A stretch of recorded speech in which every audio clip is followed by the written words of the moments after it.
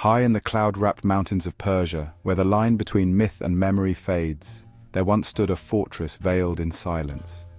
Within its stone walls, a brotherhood took shape, neither a cult nor an army, but something far more unsettling. They moved without sound, killed without mercy, and vanished without trace. To their enemies, they were ghosts. To their followers, living martyrs. To history, they became legend. They were known as the Hashashin, a name that survives today as assassin, a whisper of their terrifying precision and devotion. But their true story is buried beneath centuries of half-truths and fearful invention. They did not crave chaos, nor were they mindless zealots. What they pursued was control, over perception, over fear, over life and death itself. Their daggers carved more than flesh. They carved silence into the hearts of empires, and some say their order never truly died.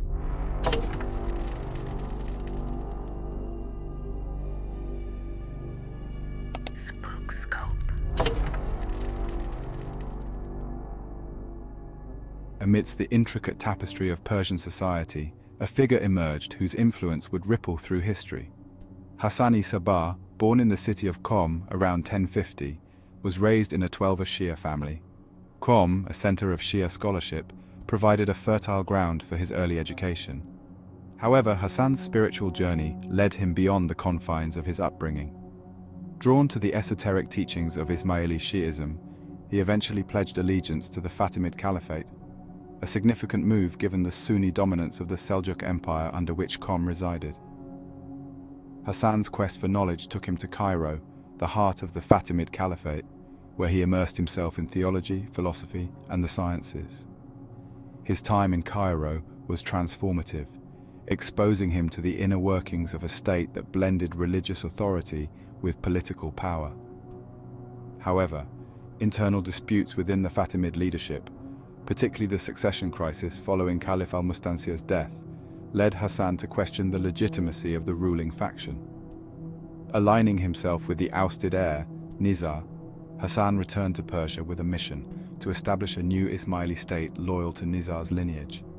Back in Persia, Hassan faced a formidable challenge. The Seljuk Empire, staunchly Sunni, viewed Ismailis with suspicion and hostility.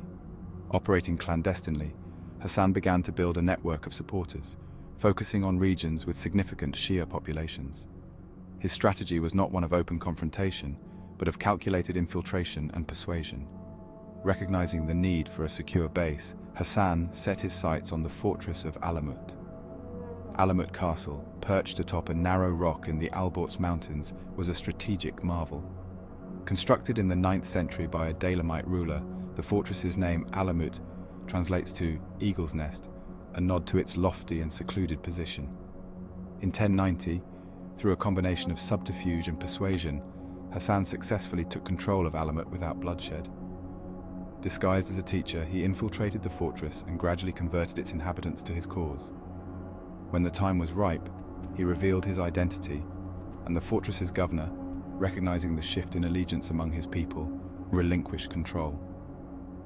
With Alamut under his command, Hassan began to transform it into more than just a military stronghold. He established a center for learning, amassing a vast library and promoting the study of various sciences. The fortress became a hub for the dissemination of Ismaili doctrine, attracting scholars and missionaries. Hassan's leadership was marked by strict discipline and an unwavering commitment to his vision. He emphasized meritocracy, ensuring that positions of authority were granted based on ability and loyalty, rather than lineage.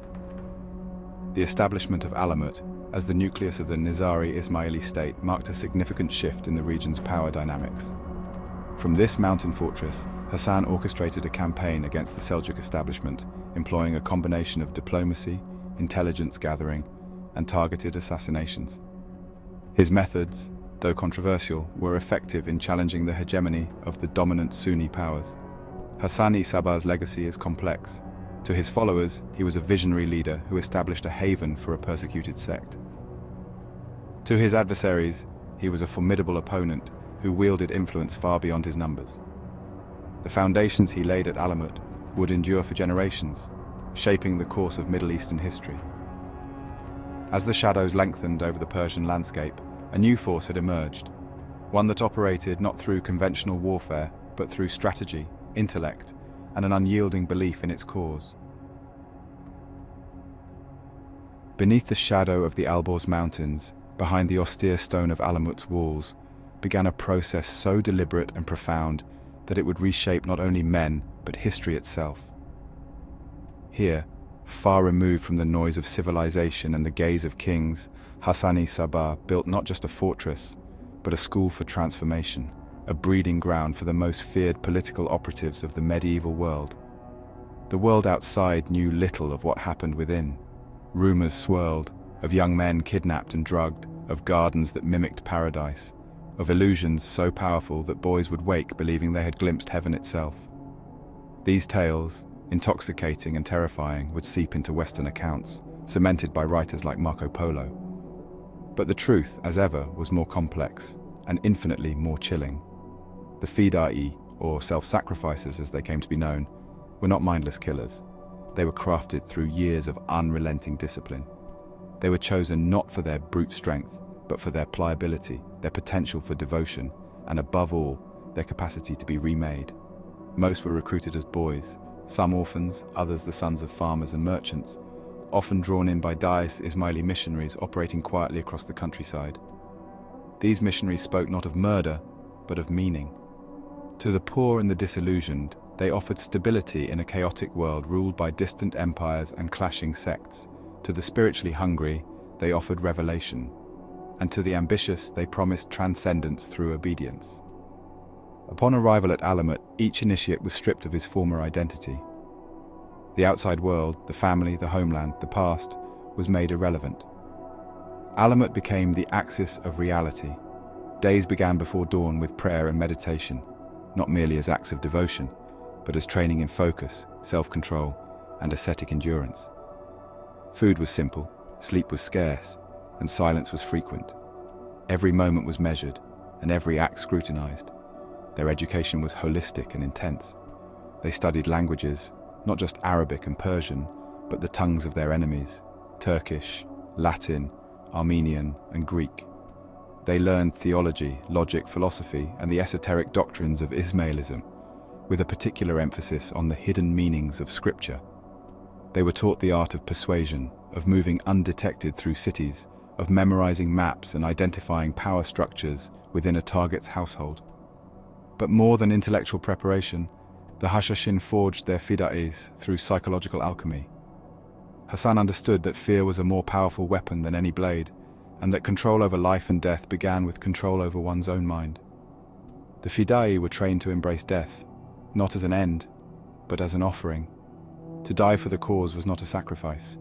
It was the culmination of a sacred duty. Some historians, though skeptical of the more fantastical legends, agree that symbolic rituals were likely used to heighten this devotion. Certain sources describe initiates being led through a progression of ceremonial stages, each demanding greater obedience and deeper loyalty. At times, tests of courage involved being ordered to kill or to leap from heights to demonstrate total submission to the will of Hassan. These acts, while horrifying to outsiders, reinforced the bond between leader and follower, transforming obedience into faith and faith into fanaticism. Weapons training was equally meticulous. The dagger was the weapon of choice, not because it was the most efficient, but because it was intimate. It required proximity. It forced the assassin to look his target in the eye. Fida is trained in the art of striking a fatal blow with one swift movement, disappearing into crowds before a body even hit the ground. They were also taught to endure pain, resist torture, and if captured, to confess nothing.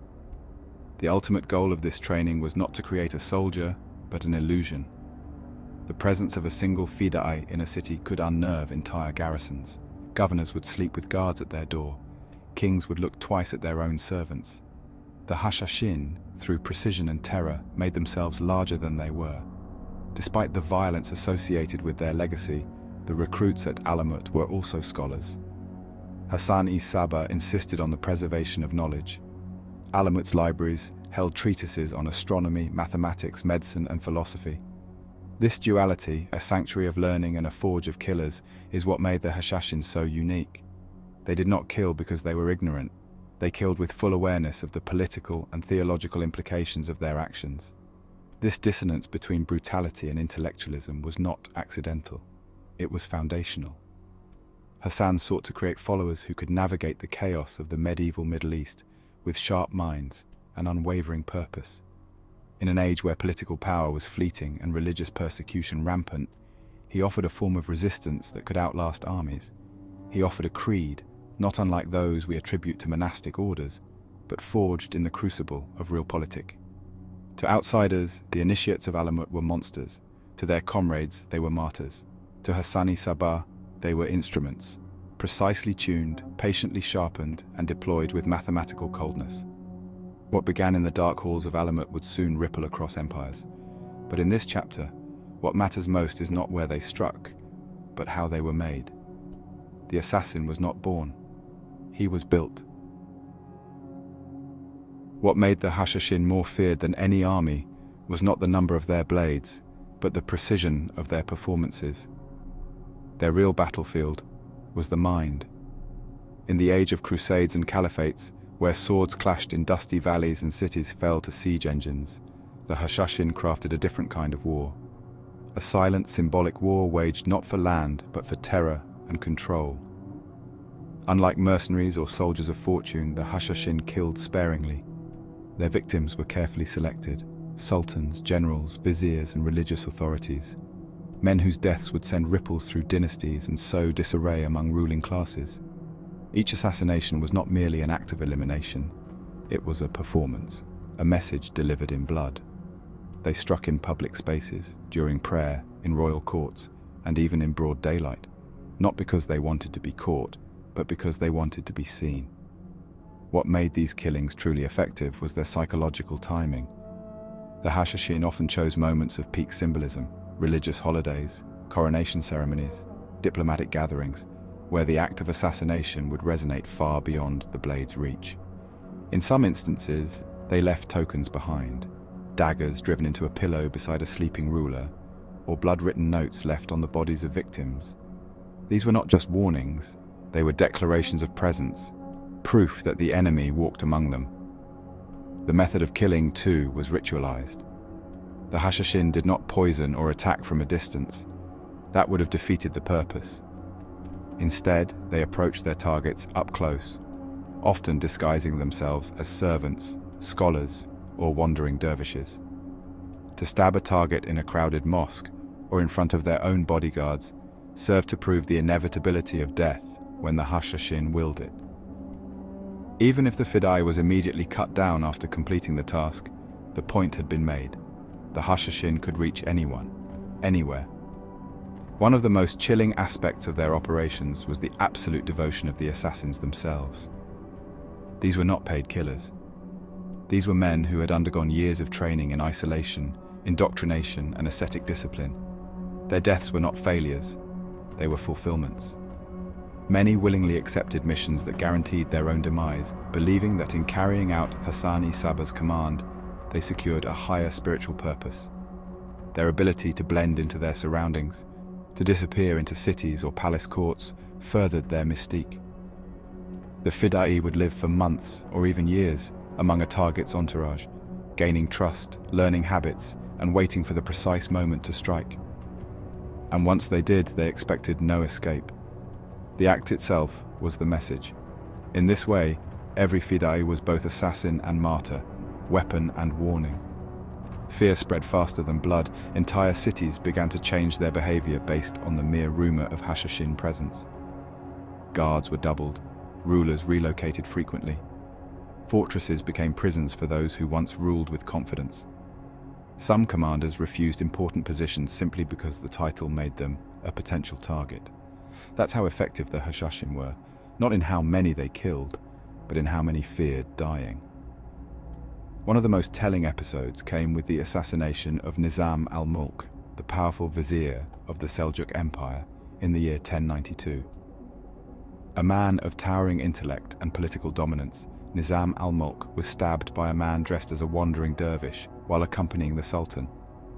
The fact that such a highly guarded figure could be so easily reached sent shockwaves across the empire. The act was not just a power play, it destabilized the Seljuk regime. And though the Hashashin never had the military force to challenge empires in open war, they wielded the psychological power to fracture their foundations from within. But the fear didn't stop at the Muslim world. The Crusader states too learned to respect the reach of the Hashashin. Leaders like Conrad of Montferrat and Raymond II of Tripoli fell victim to their blades. European chroniclers, baffled by the precision and boldness of these Eastern killers, began crafting legends around them. Some described them as demon worshippers. Others believed they possessed supernatural abilities or that they were under the influence of powerful drugs. Perhaps the most enduring myth was that of the drug-induced paradise, wherein initiates were said to be given hashish and led into secret gardens that mimicked the heavenly realm. Upon waking, they were told that such paradise awaited them if they died in service of their master. While this narrative was popularized by Marco Polo and echoed in later European texts, modern historians suggest it was largely propaganda, either from the Crusaders or rival Islamic factions seeking to demonize the Ismailis. No credible Persian sources from the time describe such practices. Still, the myth served the Hashashin's interests. Whether true or not, the image of the assassin as a mindless killer bound to a hallucinogenic vision only deepened the fear. To fight an enemy who does not fear death, who seeks it even, is to fight shadows, and to rule in a world where the Hashashin operate is to never sleep without one eye open. The Hashashin's greatest weapon was not the dagger, but the mind. Their campaign was not just physical, it was spiritual and symbolic. They manipulated perception so expertly that at times they did not need to kill at all. A whisper in the court, a dagger left beside a sleeping prince, or a letter bearing the mark of the Hashashin was often enough to force a resignation, incite panic, or dissolve an alliance. Hassani Sabah once said, "Nothing is true, everything is permitted." While scholars debate the authenticity of this phrase, its philosophy perfectly encapsulates the Hashashin's war. A war not for territory but for perception, not of armies but of illusions. Their assassinations were never random acts.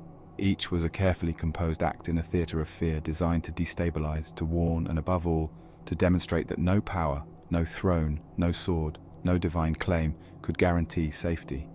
And that knowledge was far more terrifying than the blade itself. In the crucible of the medieval Middle East, the Hashashin navigated a complex web of alliances and enmities, engaging with both Islamic rulers and Crusader states. Their interactions were marked by strategic assassinations, political maneuvering, and a reputation that instilled fear across religious and cultural lines. The Hashashin's primary adversaries were the Sunni Seljuk rulers, who viewed the Nizari Ismailis as heretical. In response, the Hashashin targeted key Seljuk figures, employing assassination as a tool to undermine their authority.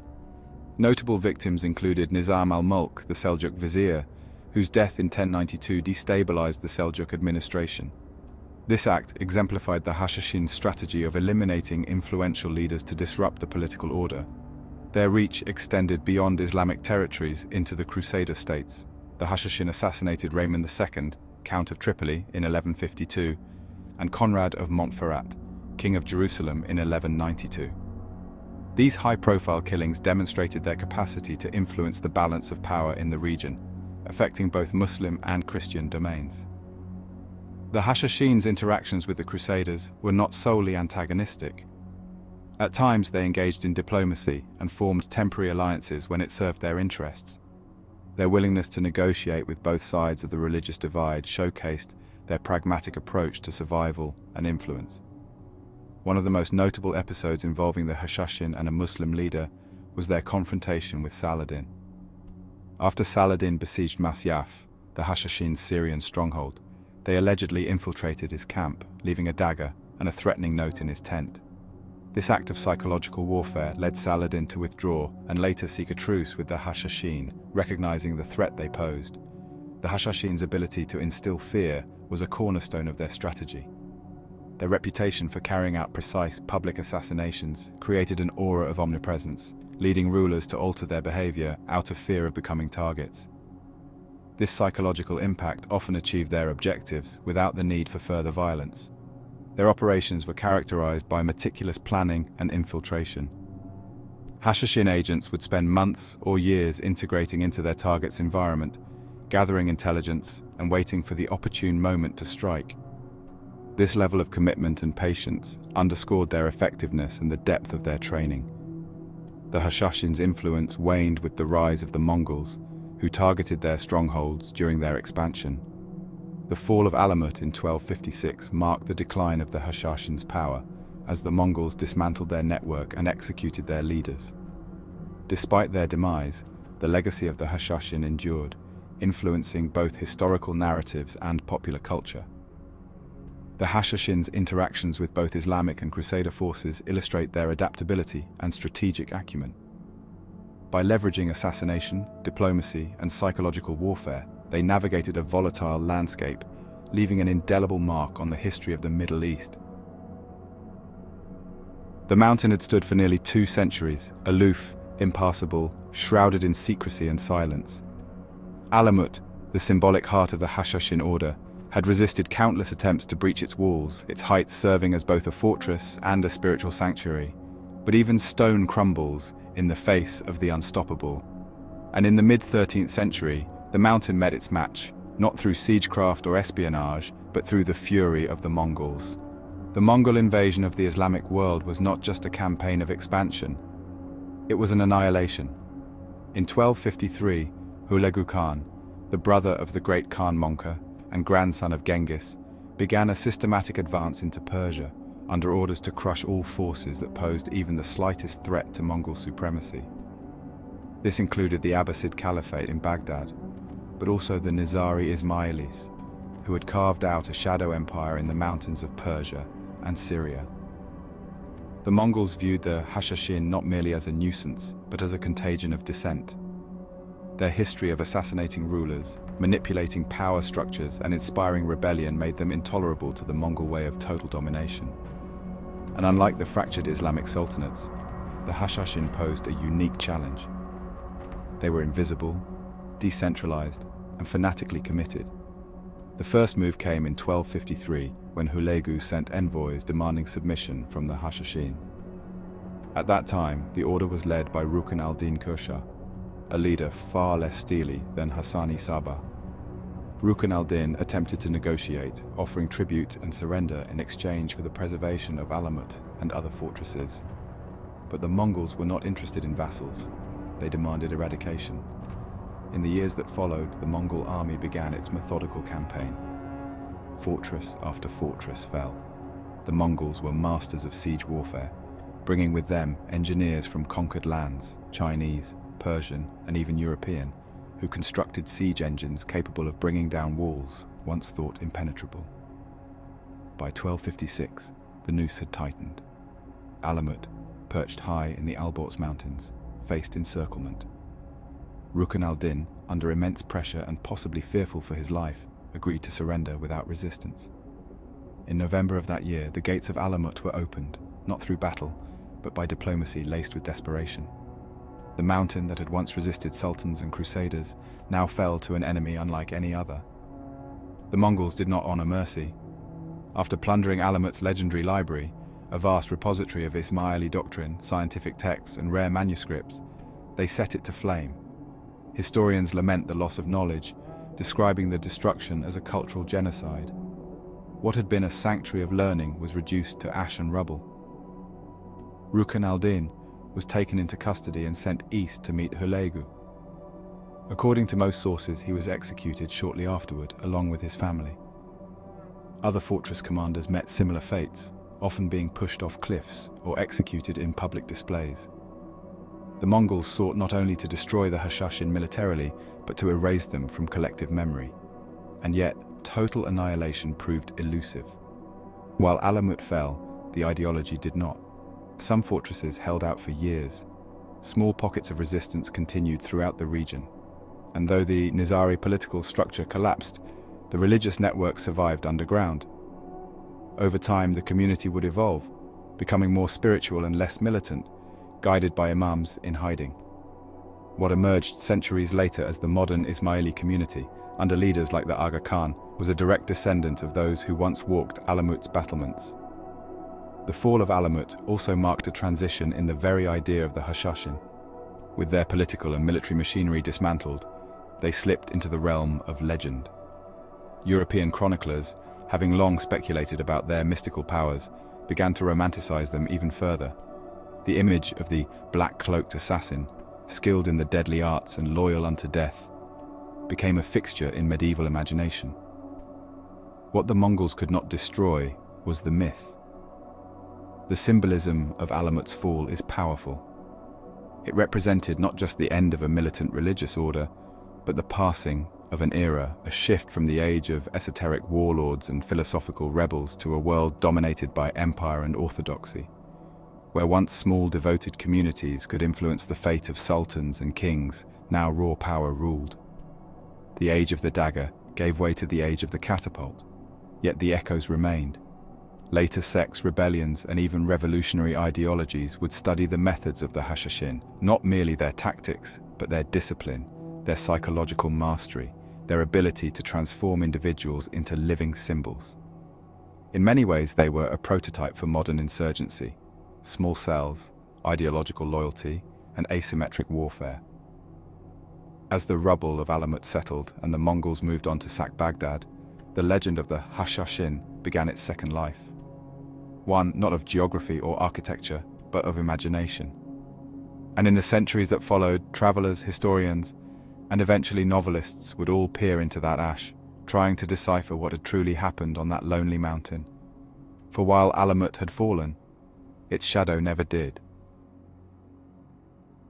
The fires at Alamut had barely cooled before the myth began to take shape. Even as Mongol hooves scattered the ashes of the Nizari state into the wind, something far less tangible was already slipping beyond their grasp. It was not a manuscript, or a fortress, or even a name. It was an idea, and it had already begun to spread across continents. The Hashashin were gone, but their shadow moved faster than fire. In the markets of Damascus and the courts of Acre, whispers began to circulate, tales of silent killers, invisible enemies, and cults bound by faith and fear. These stories trickled down trade routes, into the camps of crusaders, and the scrolls of chroniclers. By the time the first European knights returned from the Holy Land, the Arabic term Hashashin had already begun its transformation into something else entirely. They called them the assassini, and to the ears of a Latin-speaking world it sounded like something dark and elemental, a name that clung to the tongue like poison. This was not merely a transliteration, but a mutation. The original word, Hashashin, had been used derisively by their enemies, possibly referring to hashish consumption, though no reliable Persian sources from the era corroborate the idea that the Nizaris engaged in ritualistic drug use. In reality, it is more likely that the term was a linguistic slur, a label slapped onto a group perceived as dangerous, heretical, and uncontainable. But once loosed into Europe, the term assassin began to shed its original skin. It no longer referred to a sect, or even to a particular religious group. It became a figure, an archetype, an agent of death cloaked in silence. To a continent racked by political intrigue and dynastic murder, it was a convenient myth. Invisible killers from the east, trained in secret and sent to dispatch the mighty. The idea fascinated and terrified in equal measure. Language has a way of surviving the fall of empires. The word assassin appeared in texts as early as the 14th century, divorced entirely from its Ismaili roots. In Dante's Divine Comedy, written in the early 1300s, the word is already in use. But by then, it was no longer a historical reference. It was a concept. And like all concepts, it began to evolve, accumulating meanings, connotations, and cultural weight. In the centuries that followed, the word embedded itself into the lexicon of power. Monarchs feared assassins, revolutions bred them, the Jesuits were accused of being them, the Enlightenment critiqued them. By the modern age, assassin had become one of those rare words that simultaneously described a role, invoked a legend, and implied a moral ambiguity. It was not simply a killer, it was a killer with purpose. And all the while the historical Hashashin slipped further into the fog of half-remembered history. Few remembered the Ismaili schism, or the siege of Alamut, or the sermons of Hassani Sabah. But they remembered the knife. They remembered the fear. They remembered the stories. The misinterpretation wasn't accidental. It was part of the myth-making process. Western chroniclers, like William of Tyre, and later Orientalist historians exaggerated the exoticism of the Hashashin. Tales of drug-induced paradises, seductive gardens, and mindless human weapons captured the European imagination. The truth, that the Hashashin were a highly disciplined, intellectually engaged, and politically astute network, was overshadowed by the seductive terror of the idea. But if the West distorted the image of the assassin, it also preserved it. Through theatre, poetry, and eventually literature, the assassin was immortalized. In Shakespeare's tragedies, in Gothic novels, and finally, in cinema and video games, the figure of the cloaked killer became ubiquitous. No longer bound to religion or region, the assassin could be anyone: a freedom fighter, a terrorist, a martyr, or a mercenary. All wore the same invisible mask. Ironically, even modern intelligence agencies began to study the psychological principles once mastered by the Hashashin. The concept of ideological recruitment, of psychological conditioning, of weaponizing fear through selective violence. All of these would resurface in guerrilla warfare, revolutionary cells, and clandestine operations across the 20th century. Though no modern agency would trace its lineage directly to Alamut, the echoes are undeniable. The invisible war, once pioneered in Persia's mountains, found new forms in the alleyways of Cold War cities and the backrooms of modern espionage. The word assassin itself now stands apart from the people who inspired it. Today it's a word loaded with cinematic charm, political menace, and historical weight. But behind that word still lurks the real story. The story of a marginalized sect that carved a place for itself in the margins of empires. A people who could not raise armies, but who could whisper in the ears of kings. A strategy born of desperation, refined into doctrine, and passed down not through scripture but through legend. In that way, the Hashashin succeeded where many empires failed. They embedded themselves into language. And once something enters language, it is almost impossible to erase. Their name may have been distorted, but their essence survives in every shadow cast by that one word. The embers of Alamut had scarcely cooled when the world began to reshape the Hashashin legacy into something both feared and revered. Their physical strongholds were reduced to rubble, but the psychological fortresses they constructed, built on fear, precision, and the art of the unseen, remained impervious. This intangible inheritance seeped into the fabric of future conflicts, influencing the clandestine operations of empires and insurgents alike. Centuries after the last dagger was drawn in the name of Hassani Sabah, the principles that underpinned the Hashashin's operations found new life in the burgeoning field of espionage. Their emphasis on targeted eliminations, psychological manipulation, and the cultivation of fear as a weapon became foundational elements in the playbooks of modern intelligence agencies. The Cold War era in particular saw a resurgence of these tactics as nations engaged in a shadow conflict where information was as lethal as any bullet.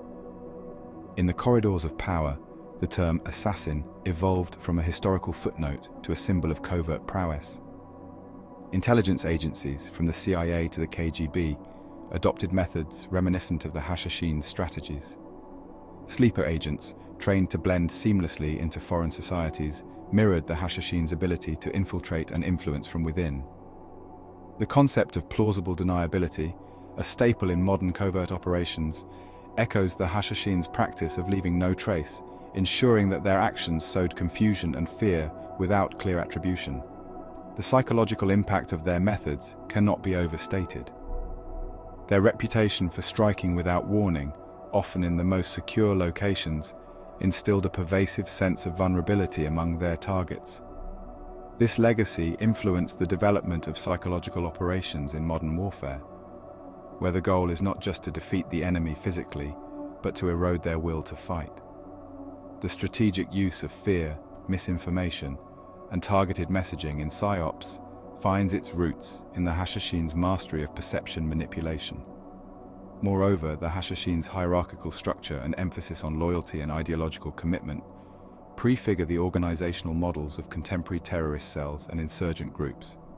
These modern entities often operate with decentralized command structures, enabling them to adapt quickly and maintain operational security, principles that were hallmarks of the Hashashin's approach.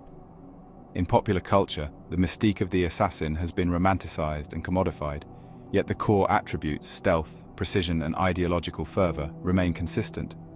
Films, literature, and video games portray assassins as enigmatic figures operating in the shadows, a testament to the enduring allure of the archetype established by the Hashashin. This cultural fascination reflects a deeper recognition of the assassin's role as both a disruptor and a symbol of resistance against overwhelming power. Their influence extends beyond tactics and into the philosophical realm. Their actions raise enduring questions about the morality of targeted killings, the use of fear as a tool of governance, and the balance between security and liberty. These debates continue to shape contemporary discourse on counterterrorism, state surveillance, and the ethical boundaries of covert action. In essence, the Hashashin's legacy is a testament to the enduring power of ideas and the ways in which they can transcend time and geography. Their methods, born out of necessity and conviction, have become embedded in the strategies of modern states and non-state actors alike. As we navigate an increasingly complex global landscape, the echoes of the Hashashin remind us that the shadows cast by history are long and often indistinguishable from the present. They vanished as quietly as they had once struck. No grand collapse, no final battle that etched itself into legend. The Hashashin were not defeated in the way empires fall. They were absorbed, erased, rebranded by the very world they once held hostage with nothing but silence, discipline, and a dagger in the dark. Yet their absence only sharpened their myth.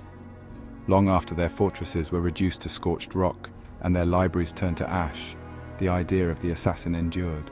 It lived on in the fears of rulers, in the imaginations of poets, in the dark corridors where whispers still hold more power than armies. In every modern espionage unit, in every story of a lone operative changing the course of history, there's a trace of Alamut, of a man or woman remade not for war, but for message, for impact. The Hashashin understood something most civilizations forget, that belief, when sharpened with discipline and veiled in mystery, can become a weapon more enduring than steel. They rewrote the rules of power, not by overwhelming their enemies, but by showing them that death could come from anywhere, at any moment, and for reasons they would never fully understand. And so they disappeared, not into obscurity, but into legend. In the end, perhaps that was their greatest assassination of all.